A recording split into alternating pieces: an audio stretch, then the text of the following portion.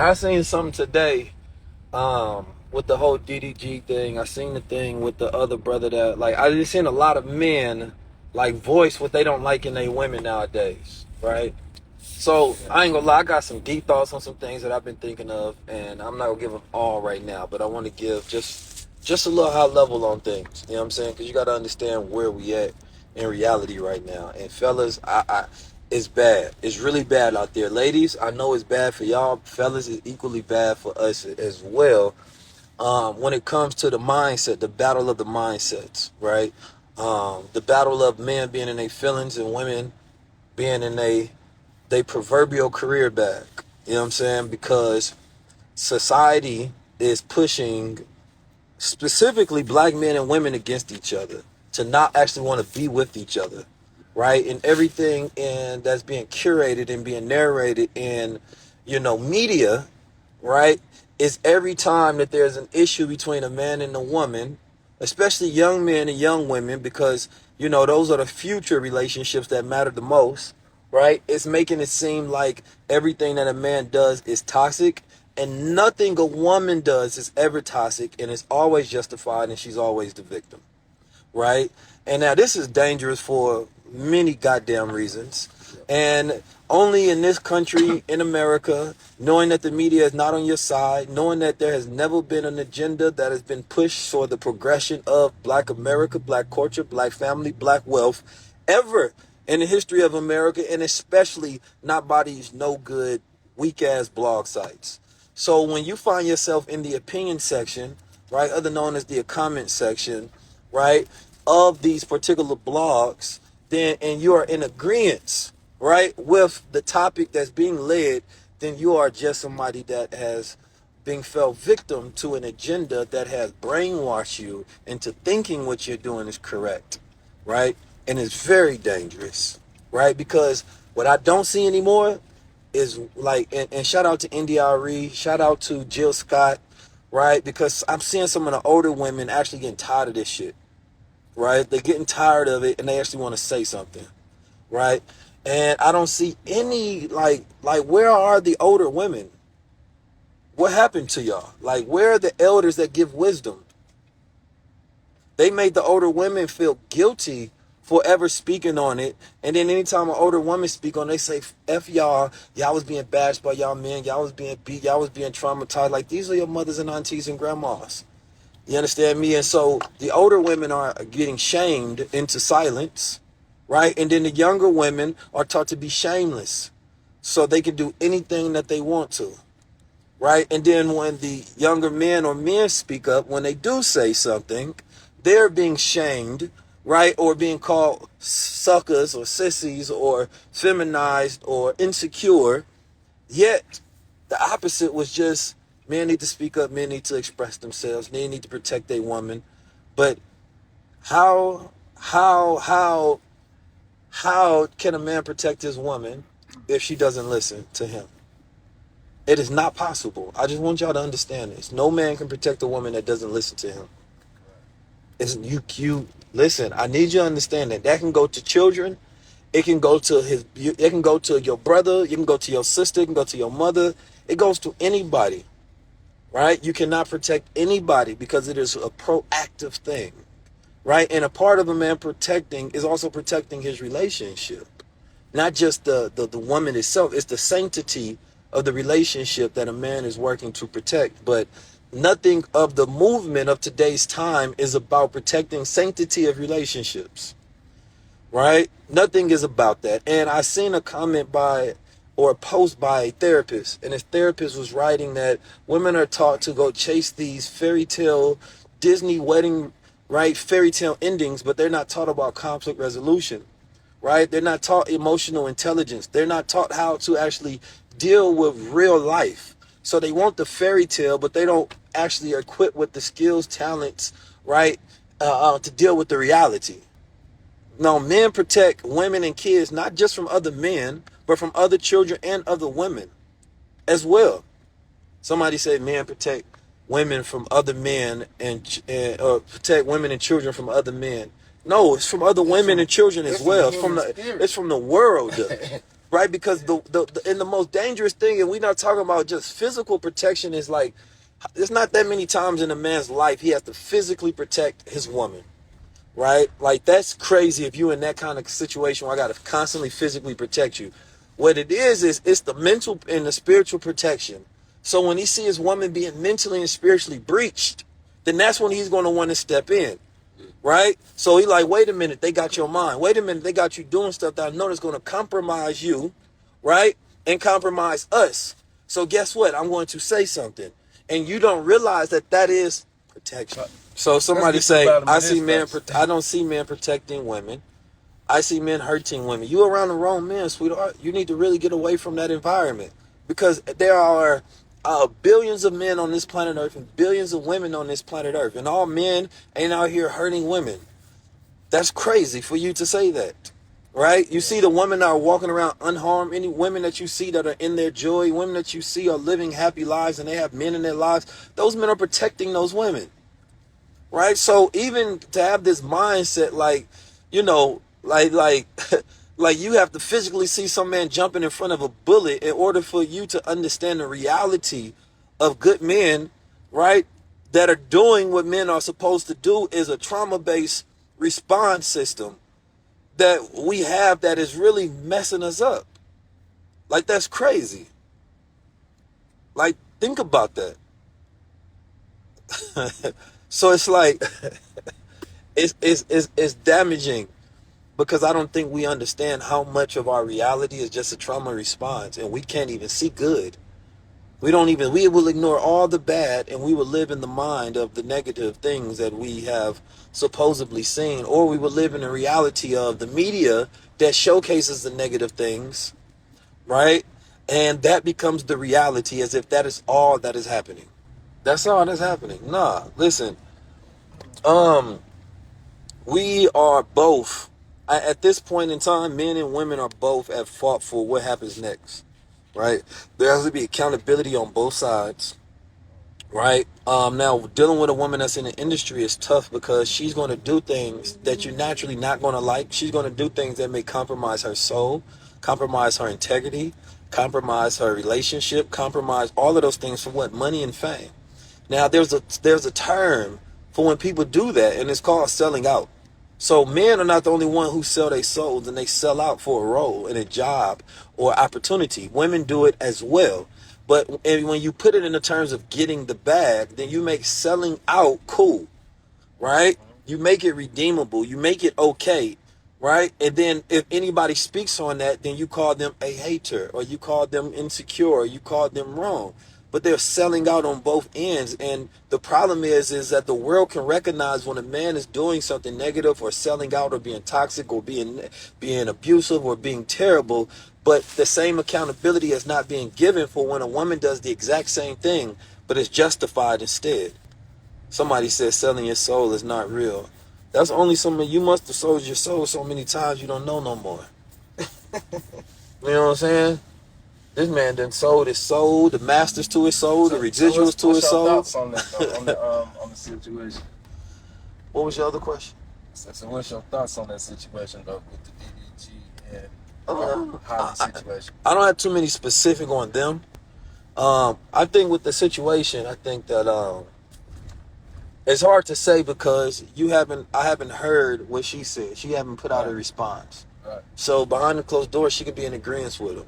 But what I would take as an observation is, and from a little bit of lyrics that I heard, is he probably said something, and noted that he had an agreement with it, you know what I mean, and grievance with it rather, and then she went and did it again. Right? So basically, it was something that he addressed in private, right? And then she did it again, and it was done public, and then he addressed it public. Right? Mm-hmm. That to me seems like the reality of the situation. I can be wrong, but this seems like the reality, right? Okay. But I would say this, man: when you dating a woman in the industry, you know you're not gonna be stronger than her controllers. You're not the only one in that relationship, and I think that that's what you have to realize, right? Like, I could not date a woman whose job that she has to have on-screen romanticism with a white boy. That can't, nah. Like, that's me. So if you know Big Keys, then you got to know, like, Keys ain't going for that. Why would I even be in a relationship with a young god if I'm a disrespecter? You know what I'm saying? Why would you be in a relationship with a street if you know you gonna be doing things where you gotta walk around holding another man's hand? Like, like you know that you disrespecting the man you with, and then you know that the rest of the world is gonna attack him because you disrespecting his integrity that you know he gonna be in disagreement with. You know what I'm saying? Like, that's just reality. Like, so for me, if she got with Big Keys, Big guy energy, ain't no way she walking around holding another man's hand. You know what I'm saying? Now, then she told me, like, listen, Disney said, if I do this one little red carpet walk, that's an extra little $2 million. God damn. Man, get the little walk over with. No, I'm just playing. Or get your little walk on. A lot of people saying like he embarrassing her, but I feel like that's the healthiest way. No, they embarrassing each other. Yeah, that's like do music. He can't act physically on the situation. No. You got to think of it. It's equal. Like if one person say, "Listen, this the way she get her money is that she got to go on screen. She got to have sexual relations with another man, right? And he get embarrassed by that." Right? Well, the way he gets his money is he speaks his feelings about what happens in his reality. Right? So how she get embarrassed by that? Right? So it's to me, it's equal. It's like, no, you got to respect each other's craft if you want equal standards in a relationship.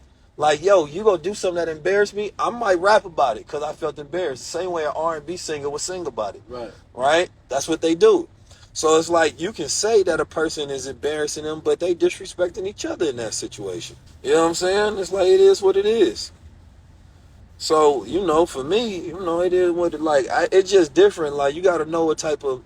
I feel like a lot of men nowadays are settling for disrespect because the world is not curating respecting men anymore. Right? You're supposed to respect women. You're supposed to give all the love and respect in the world. And I believe the we've always been taught and shown when a man is disrespecting a woman, he's done something wrong. But I think now there's not much conversation about how does a woman actually treat a man? How does a woman respect a man? How does a woman, respect the boundaries in a relationship, right? And so I feel like there has to be two sides to the conversation. So if you tell a man to respect a woman, you got to show a woman how to respect a man so it can be reciprocal. Otherwise, one can take advantage of the other, right? And I think that every time you have a conversation, you have to have it balanced. You know what I'm saying? And when you have that balanced conversation, it creates longevity in relationships because you're talking about healing in a relationship. Somebody say, why men always flipping on women? Nobody is always flipping anything on women. You know what I'm saying? I think there's nothing wrong with talking about accountability on a woman's side. How come some women don't ever want to talk about the flip side is the question, right? Instead of trying to get defensive, instead of trying to ping pong it back, why being deflective? Why not actually talk about the flip side? Is there an issue with talking about that? Because my whole life, I've been hearing about the issues and problems with men, and men have a lot of issues and problems. And in order to heal, you have to deal with both. You can't deal with one. So sometimes we can talk about the messed up things that men do and how wrong they are and what we need to do and what we need to heal. And then sometimes we can have a conversation about the messed up things that women do and what they need to do to heal and the accountability that they need to take. Like, that's just the reality of it. And for anybody to have a problem with that conversation, that just means you're not ready to take accountability. Because if it's true, then you should want to deal with the truth. Because making men better and making women better makes our future better. You know what I'm saying? Like, I just want us to understand that, and I just try to, like, and I don't speak from, I don't speak from no place of perfection. I just speak from a place of observation. I feel like the modern woman wants to be a princess and not a queen. Yeah. That's my thesis. And the princess mentality is ruining reality because a lot of people feel like, like responsibility and maturity is painful, right? Accountability is painful, but living in the bubble of receiving rewards and gifts and adoration, right, is the fantasy because of the Disney and the princess model and the way the world has curated that. So actually having, psychological tools at your dispense to be a grown-up and deal with reality or things that's missing, right, in young women and young men. Break down that analogy of the queen and the princess first? Well, the queen and the princess goes like this. Like a queen, a queen is somebody who's going to do what? She's going to help you build in that kingdom. She has a role and a responsibility in that kingdom. Even if you watch the shows, right? The queen is the one who inherits the kingdom if her man dies. You know what I'm saying? She could take over, right? Unless, you know, there's like a prince, depending on how that monarchy goes. But a queen has responsibility in how she goes rules and how she governs, right, the kingdom. She's going to be she's like your general. She's your third eye. You know what I mean? She's your second heart and your second voice, right? Typically the king goes to the queen because that's the one he can trust the most, right? She goes to the queen to even talk to him about his own advisors and moves that he's going to be making. And then the queen governs certain affairs to make sure that the rest of the kingdom is solid. And so she's helping him be a better leader for his kingdom because guess what? She has equity in the kingdom. You know what I'm saying? Yeah. She has equity in the kingdom. So what's his is hers and what's hers is his. But a princess is different. Princess does not have responsibilities, right? Not typically. A princess is the one who, when you think about the grandeur of a princess and you think about the Disney princess, she receives the gifts. She lives the soft life. She really does nothing. She just gets the award for everything that the king does. You know what I'm saying? And today, princesses want kings. You know what I'm saying? Mm-hmm. The princesses want, I'm just going to look good and give me everything that I want, but I don't have to have the skills of a queen. Right? Which is knowing how to satisfy the king and help build the kingdom. Right? So that's where the mentality is mixed up, right? And so you have to understand that if you want a king, you have to be a queen. If you want a princess, go get you a prince. Don't try to get a nigga who running shit. Go get the second in command or something. Go get a nigga who ain't got no power. You know what I'm saying? Because if you go get a man who got the power, a man who got the wealth, a man who got the thing, that comes with a responsibility to help him build that and take care of that because you get equity in that. And that's the big part. Like, you get equity in the kingdom. Like, and the world is tricking a lot of women out the kingdom. Like, you want to go try to build your own kingdom by yourself, whether you go build a kingdom with actually a king. And y'all go build something bigger. You know what I mean? Because guess what? Once you build it by yourself, you're going to need kings around to help protect. Now you got to spend expenditure of your wealth. Now you're going to need somebody that you can be around, that you can build with. But a king ain't coming in no queen's kingdom and living with her. No, so now you got to go settle for a concubine like a king would. You got to settle for, you feel me? Like, you got to think of things. If you a queen, you got to settle for a little sex toy, right? You know what I'm saying? Maybe another king from a kingdom will come and hit that real quick, but he not going to stay because that ain't his kingdom. That's yours. You know what I'm saying? Like, nigga come and visit. Like, it's nice over here what you got. Wow. And I can't make it today. I'm busy. Yeah, I'm busy building my own kingdom. Listen, now she hitting you up about problems in her kingdom. Listen. I'm handling business. Listen, you want to join kingdoms? Yeah, I don't mind making my shit bigger. You know what I'm saying? But you know how we do this. We gotta take royal names. Yeah. You know what I'm saying? You have the joined out art equities. It's like, let's go. But nah, she like, nah, I want to keep mine. I'm an independent queen. Okay, thou art independent queen. Handle your problems independently. Check. Yeah. What else is on my business for today? I'm done dealing with the independent queens. Yeah. You know what I'm saying? I'm just telling y'all how it go. Hey, listen, you can say what you want to, but kings back in the days was hitting all kind of stuff with all kind of concubines. King Solomon had how many wives? Y'all, you can't just speak. You speaking on American reality. Around the world is different. But like I was saying, man, the princess and the queen mentality different. And the prince mentality, the prince don't want to do nothing. The prince don't want to take responsibility. The prince don't even want to. If you watch the movies, a lot of time the prince don't even want to be king. You know what I'm saying? He wants to stay a boy. He wants to go fall in love or something. Go do some sucker shit. Harry, what's the name? Prince Harry? Look what they did. The Prince Harriet thing. They don't want to be king. He don't want responsibilities. These young men today want to be princes, and these young women want to be princesses. The king and queen mentality is disappearing, right? So that means that, guess what? They don't want power. That's what that means. They want to be famous, dress nice, get fly, but no power. Which is why all that type of content is being curated. They don't want nobody to be controlling them. They want to control it. Right. You know? You don't want these the next generation don't want power, so they would never stir a revolution. Yeah. They would never stir a revolution because they're happy with government, they're happy with institution, they're happy with corporate reality running their lives for them, and they just go along and get along. They don't want to face the reality of the world, right? And you know, it's not enough to know if you don't do anything with what you know. So one of the biggest issues with this generation is activation. And what I mean by that is if you have knowledge but you don't know how to put it into play, then you don't know how to activate it. If you got I ain't Cali no more. If you got light but you don't know how to activate it and create good works from it, right? If you have vision but you don't know how to actually develop and build, then you don't know how to take that knowledge or that light you have and activate it. So therefore you're still in the dark.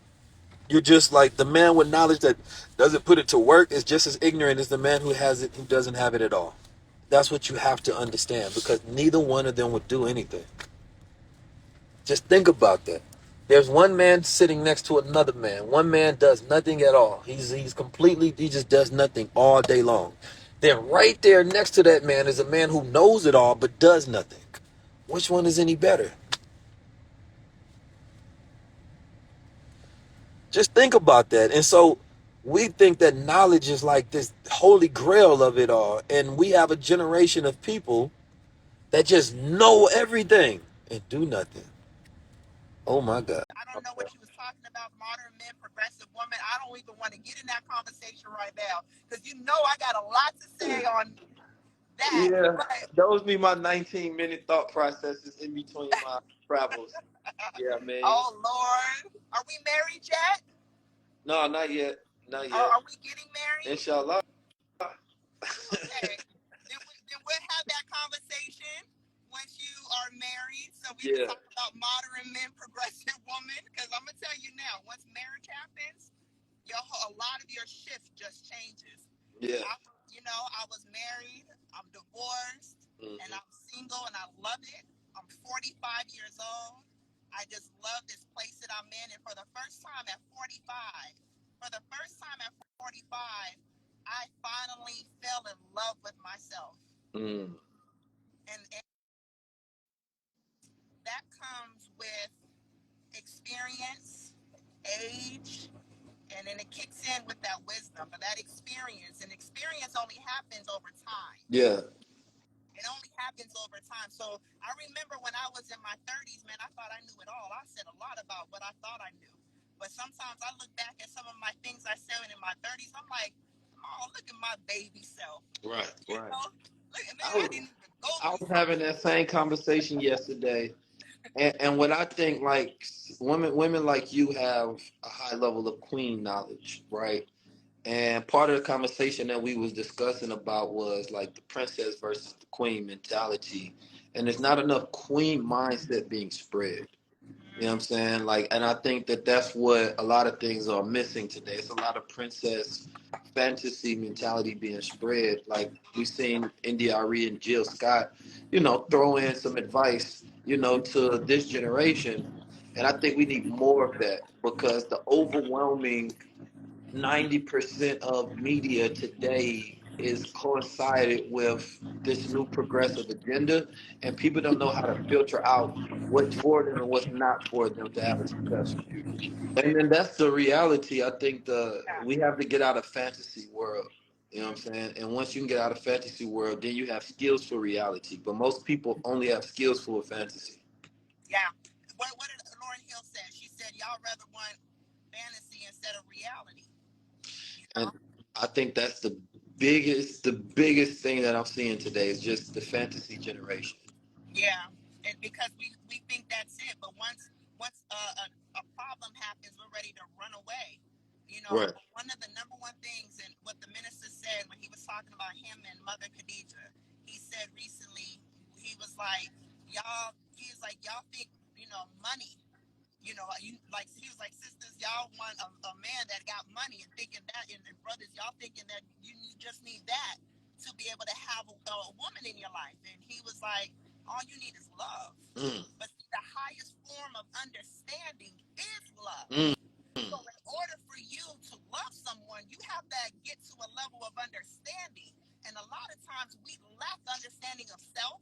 Then how are we going to be able to understand our partner if we're still lacking understanding of self? We still don't know what we're into, what we like. Well, that's why I said that I'm now at 45 and finally really love myself, because it took me to this point to understand myself. I could tell you what my likes and my dislikes is, but that took nothing, because before, when I was younger, I was like, I kind of like what my partner liked, what he liked, and what he was into, and what to try to be able to compliment him and to be able to become one with him, not realizing that we're both two individual people coming on this path together, and how we're going to grow together. But see, when I was younger, I was taught to be able to, like, how can I be submissive? And submissive was also, the way of submission was dimming my light. I didn't have to dim my light. Now that I'm older, I didn't have to dim my light. But see, I think that we, as for sisters, and for the sisters that's in here, I can't read your comments, but for the sisters that are in here, we need to have this type of conversation in regards to what is real submissiveness. And submissiveness is not for being inferior. Submissiveness is about, man, I love submitting to our people. I love submitting and serving our God. I love submitting and serving for freedom, justice, and equality. So there's a different way to look at submission. Yeah, because I think even as you said that nobody looks when a person talks about submission to God, there's no way that a person ever feels weak, right? Yeah. There's no connotation attached to that of weakness. And that's why, it was always taught that if you were to submit to someone, you're submitting to the God in them, not them. They're just a Yeah. vessel for what you're submitting to. And if they no longer represent that, then there's nothing to submit to. So there's no reason to feel down, because if a man is giving you godly instructions, then you go listen, because you know that he's just a vessel for something bigger than himself. But Right? then I'm not. sometimes some brothers be like, well, I'm the God of the house. So they put themselves on such a pedestal, and then we, when in our younger selves, we believe that they are this certain image of a man, and then anytime they fall short, we get angry. Like, how can he do this and do that? That's because you didn't see the human in him, and you put him on such a high pedestal more than yourself. So a lot of times, a lot of relationships break up because we put each other too much up here and not getting to a level of understanding. So, for instance, when your man, when let's just use you as an example, when your queen doesn't call you back, right? Let's say you're calling her, and she don't call you back, and it's at 1 o'clock. Then do you get mad, or you keep calling her back and keep on calling her back, or do you like, oh wait, it's 1 o'clock, this is the time of her break, I already know what she's doing at this time, so why would I get angry? So you already understand her, or you know that she don't answer her phone if she's engaging in another conversation. You don't get jealous or none of that. That's the highest level form of understanding, is love, when you have an understanding of where people, and being patient with one another, being patient, being graceful with one another. These are things that I think we have to have a more of a deeper conversation about, because we put too much on each other, in relationships, instead of really fully being graceful, and giving No, people I agree with that. And just as a word of advice, y'all better call him back. But that's the Taurus in you. That's the Taurus in you, freaking stubborn sisters. He a Taurus. He gonna be like, oh blowing that.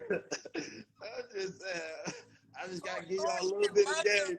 Talking about I was on 19 Keys Live, and he said they said I ain't have to. He supposed to understand. Nah. Oh man, He gonna, I he gonna already text know you how back your half. house is Gonna probably text you ran. back half understanding.